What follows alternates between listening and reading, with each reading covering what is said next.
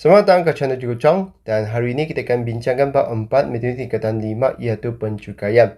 Jadi untuk bab ini bahagian awal tu saya percaya anda boleh baca sendiri iaitu tentang apakah fungsi cukai, lepas tu apakah jenis cukai yang kita akan torokan untuk bab ini. Jadi bahagian tu saya percaya anda boleh baca sendirilah. Untuk video Cikgu Chong saya akan utamakan bahagian pengiraan. Dan untuk video kali ini kita akan tumpukan perhatian untuk pengiraan cukai pendapatan. Dan untuk cukai pendapatan ni sebenarnya ada banyak situasi juga. Untuk video ni kita akan belajar dahulu macam mana kita kirakan cukai pendapatan. Jadi untuk kirakan cukai pendapatan tu sebenarnya akan melibatkan satu proses lah. Jadi pertama sekali kita akan turunkan dahulu apakah carta alih bagi pengiraan cukai pendapatan ni. Jadi carta alih untuk pengiraan cukai pendapatan ni adalah membolehkan kita untuk tahu apakah proses yang perlu kita lalui untuk mendapatkan nilai cukai pendapatan tu. Jadi pertama sekali kita kena hitung dahulu pendapatan bercukai. Jadi di sini sila bezakan pendapatan bercukai dengan cukai pendapatan. Walaupun mereka nampak hampir serupa, sebenarnya dua nombor ni adalah berlainan. Jadi nanti kita akan turunkan dengan seperinci apa itu pendapatan bercukai. Selepas tu barulah kita hitung cukai pendapatan. Jadi untuk hitungkan cukai pendapatan tu kita perlu dapatkan kadar tu daripada jadual cukai lah. Jadi nanti kita akan kaji peringkat ni dengan terperinci. Lepas tu akhir sekali kita akan tolak dengan rebate cukai sekiranya ada. Selepas 3 proses ni barulah kita dapat cukai pendapatan tu. Jadi di sini sebenarnya kita libatkan 3 proses dan anda mesti kena dapatkan setiap nombor tu baru kita dapat pergi ke proses yang seterusnya. Jadi macam itulah untuk carta alih pengiraan cukai pendapatan ni. Jadi seterusnya kita akan bincangkan setiap peringkat tu dengan terperinci. Jadi mari kita lihat dahulu macam mana kita kirakan pendapatan bercukai itu. Jadi untuk hitungkan pendapatan bercukai ini sebenarnya melibatkan satu rumus yang melibatkan 3 komponen utama lah. Jadi pendapatan bercukai itu sama dengan jumlah pendapatan tahunan tolak dengan pengecualian cukai tolak dengan pelepasan cukai. Jadi untuk pendapatan tahunan tu termasuklah gaji, upah, sewa yang kita terima lah. Jadi untuk bahagian tu kita perlu jumlahkan. Tetapi kita juga perlu tahu bukan semua jenis pendapatan tu akan dikenakan cukai. Contohnya adalah allowance. Jadi untuk bahagian ni biasanya kita akan tambah tolak sikit lah. Dan bergantung kepada maklumat yang diberitahu oleh soalan. Biasanya soalan tu akan bagi tahu adakah bahagian tu akan dimasukkan atau akan dikeluarkan lah. Contohnya dia akan bagi tahu ini adalah allowance yang tidak dikenakan cukai. Maka anda perlu tolak bahagian tu. Jadi macam tu untuk pendapatan tahunan. Lepas tu dia akan tolakkan dengan pengecualian cukai. Jadi untuk pengecualian cukai itu adalah perbelanjaan untuk jadikan sebagai sumbangan atau derma kepada suatu organisasi. Contohnya kepada badan NGO atau kepada badan kebajikan seperti rumah orang tua dan sebagainya. Biasanya anda perlu dapatkan resit lah untuk anda jadikan sebagai bukti untuk pengecualian cukai itu. Jadi bahagian ni kalau anda ada belanja tu anda boleh tolak. Biasanya soalan tu akan bagi tahulah. Lepas tu untuk akhir sekali adalah pelepasan cukai. Pelepasan cukai ini adalah perbelanjaan peribadi yang dikecualikan daripada cukai. Contohnya pembelian laptop, pembelian telefon bimbit, pembelian yang dipanggil sebagai gaya hidup yang ada pelepasan sebanyak 2005 atau simpanan KWSP yang anda buat sepanjang tahun tu yang dikecualikan cukai sebanyak 4,000. Jadi perbelanjaan ada tu anda perlu periksa adakahnya lebih daripada had atau tidak. Sebab setiap satu kategori tu sebenarnya ada satu had yang tertentu lah. Maksudnya kalaulah contohnya KWSP tu kalau hadnya adalah 4,000 dan anda simpan sehingga 5,000 tu anda tetap tolak 4,000 sahaja dan tidak boleh tolak dengan 5,000. Jadi dia kena ada tengok adakahnya lebih dari had atau kurang daripada had. Kalau kurang daripada had kita akan tolak dengan perbelanjaannya sahaja. Kalau lebih itu kita akan ambil dengan had tu. Jadi di sini sebenarnya bahagian ni adalah bergantung kepada dasar yang ditetapkan oleh kerajaan. Ada tahun yang dia akan tambahkan bahagian pelepasan cukai, ada tahun yang dia akan kurangkan pelepasan cukai.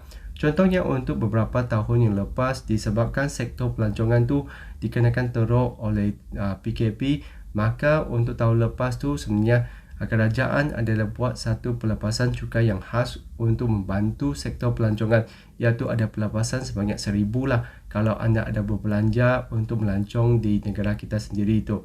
Jadi dia bergantung kepada dasar dan biasanya akan diumum bersama semasa perbelanjaan tahunan tu, iaitu bajet tahunan.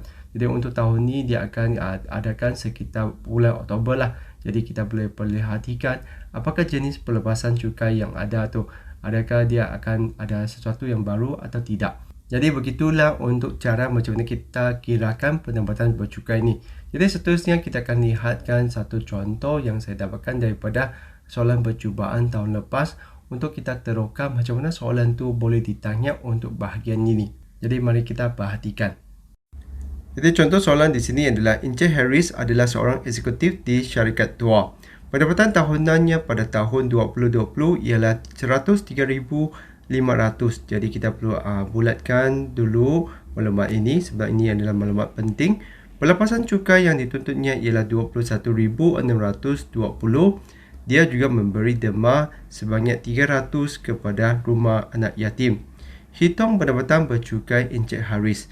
Jadi di sini kita perlu gunakan rumus yang kita terokakan tadi, iaitu kita akan ambil kira jumlah pendapatan tahunan, tolak dengan pengacuran cukai, tolak dengan pelepasan cukai. Jadi untuk pengacuran cukai itu adalah sumbangan. Jadi sumbangan itu adalah 300 lah.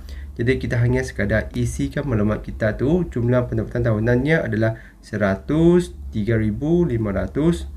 Lepas tu tolak dengan pengacuran cukai iaitu sumbangan kepada rumah anak yatim dan tolakkan dengan pelepasan cukai. Jadi untuk soalan ni dia sudah bagi jumlahnya. Jadi kita tak payah jumlahkan lagi pelepasan cukai tu. Kita hanya sekadar gunakan nilai itu untuk tolak saja. Jadi kita tolakkan dan kita akan dapat kita punya pendapatan bercukai itu. Jadi nilai yang kita dapat tu adalah 81,580. Jadi nilai inilah yang kita akan kirakan cukai pendapatan. Jadi untuk bahagian ni kita hanya kirakan dahulu pendapatan bercukai lah, iaitu berapakah nilai bagi pendapatan tu yang akan dikenakan cukai itu. Jadi selepas kita dapat nilai ini, barulah kita dapat beralih kepada proses terusnya, iaitu untuk kirakan cukai pendapatan tu. Jadi mari kita lihat apakah proses tersebut. Jadi untuk kirakan cukai pendapatan tu adalah selepas kita kirakan pendapatan bercukai, kita perlu dapatkan kadar cukai. Jadi ini adalah bahagian utama lah untuk cukai pendapatan tu, iaitu kita kena dapatkan kadar cukai yang dikenakan tu. Kadar cukai ditetapkan oleh kerajaan dan boleh berubah mengikut polisi kerajaan pada perbelanjaan tahunan, iaitu bajet lah. Jadi tiap tahun tu mungkin akan berubah sedikit tu. Jadi kita perhatikan jadual ni, iaitu untuk tahun tafsiran 2020 tu. Jadi kita perhatikan kalaulah di sini depan sekali itu adalah pendapatan bercukai. Itulah kenapa proses pertama tu kita mesti kena tentukan dahulu nilai untuk pendapatan bercukai itu, supaya kita tahu dalam kategori mana untuk individu dalam situasi itu. Jadi di sini contohnya tadi kita dapat 80,000 adalah berada di kategori ini, iaitu antara 70 sampai 100,000 tu. Jadi kita perhatikan macam mana kita kirakan tu, kita akan nampak ada yang pertama dengan berikutnya. Apa maksudnya? Jadi untuk 70,000 yang pertama tu sebenarnya cukai yang akan dikenakan tu adalah daripada jumlah 4,600 tu. Dan dari mana datang 4,600 tu sebenarnya adalah jumlah daripada dua-dua ni. Jadi kalau anda perhatikan kita ada pertama dengan berikutnya, maksudnya yang pertama tu sebenarnya adalah jumlah daripada sebelumnya. Contohnya daripada 20,000 sampai 35,000 tu, 150 tu datang dari mana? Datang tu daripada atas tu. Jadi selepas itu yang berikutnya akan kita darabkan dengan 3% untuk dapatkan nilai ini. Sekiranya individu tu dikenakan 35,000, maka jumlahnya adalah 600 tu. Jadi kalau anda perhatikan dia memang akan jumlahkan untuk kategori sebelumnya ke seterusnya. Jadi macam tu. Jadi untuk individu 80,000 tadi yang akan dikenakan cukai itu adalah 70,000 yang pertama ni dari sini. Lepas tu belasan ribu tu akan dikenakan kadar 21% tu.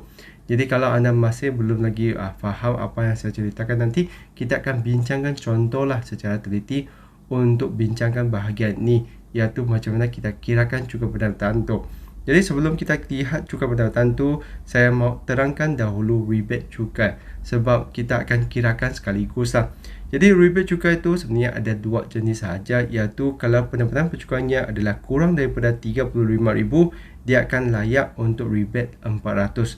Jadi untuk kategori ini adalah hanya untuk individu dengan pendapatan percukai itu adalah kurang daripada 35,000. Sekiranya lebih itu dia tidak layak untuk dapatkan rebate 400 tu. Dan untuk yang kedua pula adalah zakat. Jadi untuk rebate cukai itu kita akan tolak akhir sekali lah. Jadi seterusnya kita akan bincangkan contoh yang kita jumpa daripada buku teks dan juga daripada soalan tahun lepas supaya kita dapat teroka apakah jenis soalan yang mungkin untuk bahagian ini. Jadi mari kita lihat contoh 2 daripada buku teks. Ashraf mempunyai pendapatan bercukai sebanyak 47,531 pada tahun 2020. Dia telah membayar zakat berjumlah 280. Jadi inilah dipanggil sebagai rebate tu. Pada tahun tersebut, hitung cukai pendapatan yang perlu dibayar oleh Ashraf pada tahun tersebut. Jadi macam mana kita nak kirakan tu, kita mesti kena rujuk jadual. Dan jadual tu memang dia akan bagi kita lah supaya kita tahu kadar cukai yang dikenakan. Jadi untuk 35,000 yang pertama tu dia akan dikenakan 600, maka yang selebihnya kita kena darabkan dengan 8% lah. Jadi di sini macam mana kita kirakan tu, kita akan kirakan cukai pendapatan di sini. Kita akan kirakan terus lah. Jadi di sini cukai pendapatan yang dikenakan tu kita kena gunakan kita punya pendapatan bercukai tu, iaitu yang pertama sekali kita sudah tahu 600 tu akan dikenakan daripada 35,000 yang pertama, dan selebihnya kita kena tolakkan, iaitu kita tolakkan dengan 35,000 dan kita akan darabkan dengan kadar 8%. Macam tu. Lepas tu kita kena tolakkan dengan kita punya rebate sebanyak 280. Macam tu. Jadi seterusnya kita hanya perlu tekan kalkulator sahajalah. Jadi tekan kalkulator dan kita akan dapat kita punya nilai untuk cukai pendapatan tu. Jadi nilai yang kita dapat tu adalah 1,322.48. Jadi inilah cukai pendapatan yang perlu dibayar oleh Ashraf pada tahun 2020. Jadi macam tu.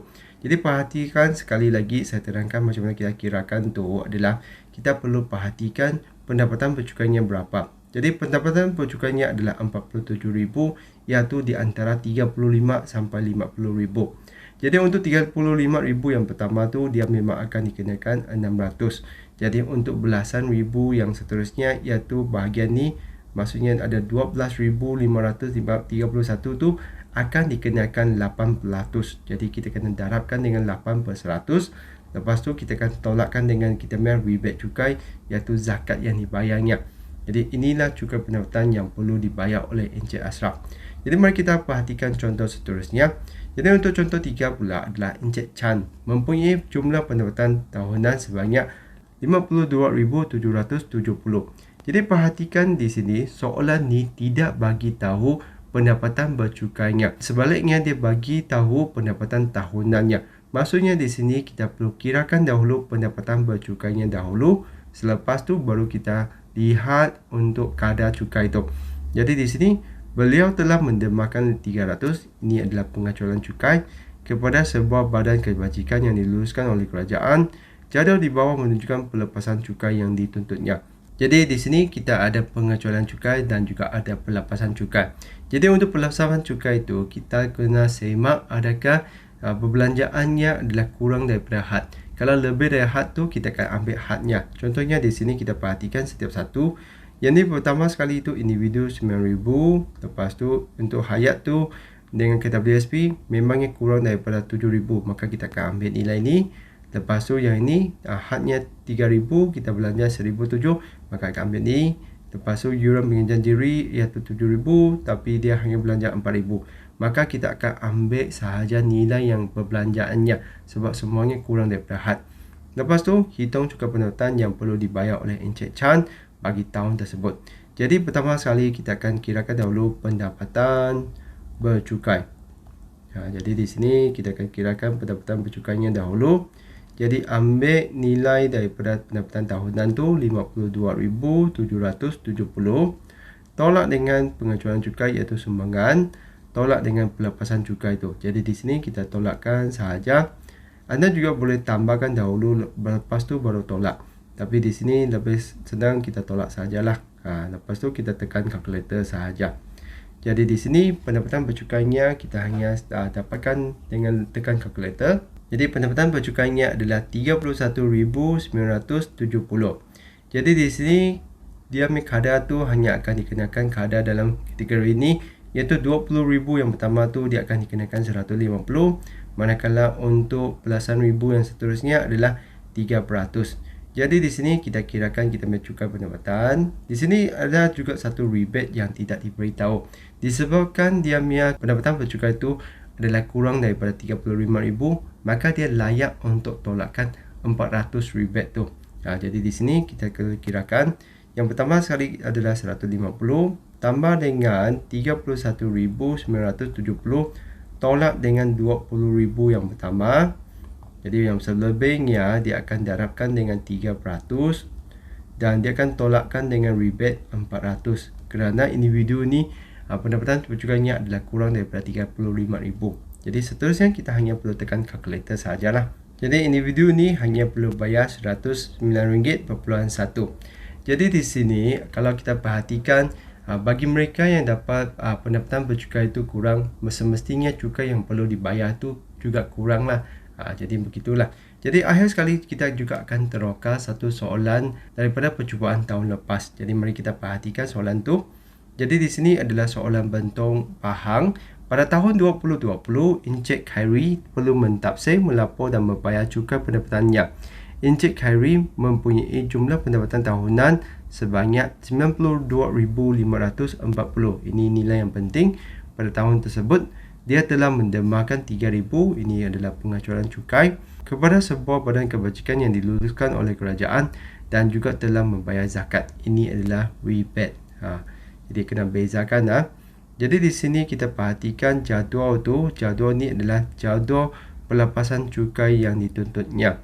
Jadi kita kena semak adakah setiap satu tu ada lebih atau kurang daripada had. Jadi perhatikan di sini, ini adalah lebih daripada had, maka kita akan ambil hadnya iaitu 2,500 saja. Untuk insurans hayat memangnya kurang, jadi kita akan ambil nilai ini. Ini pun kurang, maka kita ambil. Lepas tu kita perhatikan kadar cukai yang dikenakan kepadanya. Jadi kita mesti kena kirakan dahulu pendapatan bercukai dahulu. Jadi ingat proses tu, kita mesti kena kirakan pendapatan cukai. Lepas tu baru kita dapatkan pasti kadar yang dikenakan tu. Jadi di sini kita ambil pendapatan tahunannya 92,540 tolak dengan pengecualian iaitu dermanya. Lepas tu kita kena tolakkan dengan pelepasan cukai tu iaitu 9,000 dan kena hati-hati untuk yang kedua tu kita ambil gaya hidup tu 2,500 saja sebab perbelanjaannya melebihi had. Jadi sekiranya melebihi had kita hanya ambil nilai had sahajalah. Selepas tu kita ambil juga insurans hayat 5,830. Lepas tu tolak dengan insurans perubatan 1,550. Jadi tolakkan dengan gunakan kalkulator. Jadi pendapatan bercukainya adalah 70,660 iaitu dalam kategori ini. Jadi perhatikan di sini sebenarnya ada satu kesilapan iaitu dia terlebih satu sifar di sini. Iaitu mula daripada 70,000 RM1 sampai 100,000 dia akan berada di kategori itu. Jadi untuk 70,000 yang pertama tu dia akan dapat cukai itu iaitu 4,600. Selepas tu yang 660 tu akan dikenakan 21%. Jadi kita kirakan macam mana kita dapatkan cukai pendapatan tu. Jadi di sini juga kita perlu ambil kira rebate cukai itu iaitu dia ada temal 700 kepada zakat tu. Jadi kita akan ambil 4,600. Lepas tu tambah dengan pendapatan bercukainya tolak dengan 70,000 yang pertama. Sebab 70,000 yang pertama tu sudah dikenakan cukai 4,600. Jadi darabkan dengan 21% dan tolak dengan rebate cukai iaitu 700. Jadi kita hanya sekadar tekan kalkulator kita untuk dapatkan jawapan. Jadi di sini cukai yang perlu dibayarnya adalah sebanyak 4,038.6. Jadi begitulah cara macam mana kita kirakan cukai pendapatan. Jadi di sini saya imbas kembali prosesnya, iaitu pertama sekali kita mesti kena dapatkan dahulu pendapatan bercukainya. Jadi untuk kirakan pendapatan bercukainya adalah sama dengan jumlah pendapatan tahunan tolak dengan pengecualian cukai iaitu derma. Lepas tu tolak dengan pelepasan cukai iaitu perbelanjaan yang dikecualikan oleh cukai. Jadi untuk pelepasan tu anda mesti kena tahu setiap kategorinya sebenarnya ada satu had tertentu. Jadi anda mesti kena semak adakah perbelanjaannya melebihi had atau tidak. Kalau melebihi had kita hanya boleh ambil had sahaja. Kalau kurang daripada had kita ambil nilai perbelanjaannya. Lepas tu kita kirakan kita punya pendapatan bercukai, barulah kita dapat tentukan kadar tu. Jadi untuk kadar tu anda mesti kena tahu dia ada dua bahagian. Yang pertama tu kita akan ambil nilai yang terkumpul tu. Lepas tu yang selebihnya selepas kita tolakkan yang pertama tu, kita akan darab dengan kadar untuk kategori itu. Selepas tu kita kena tentukan adakahnya individu ni mempunyai sebarangan rebate atau tidak. Rebate tu hanya dua, iaitu sama ada pendapatan bercukainya kurang daripada 35,000 atau individu ni ada membuat bayaran zakat. Jadi anda perlu semak baik-baiklah. Jadi untuk video kali ini saya hanya bincangkan untuk macam mana kita kirakan cukai pendapatan. Jadi untuk video berikutnya baru saya akan bincangkan tentang PCB dan juga situasi lain yang berkaitan dengan pengiraan cukai pendapatan ni. Jadi begitu saja untuk video kali ini. Kalau rasa video Jukut Chong ni membantu, jangan lupa untuk tekan like dan subscribe channel Jukut Chong. Jadi itu saja untuk kali ini. Sekian, terima kasih. Kita jumpa lagi.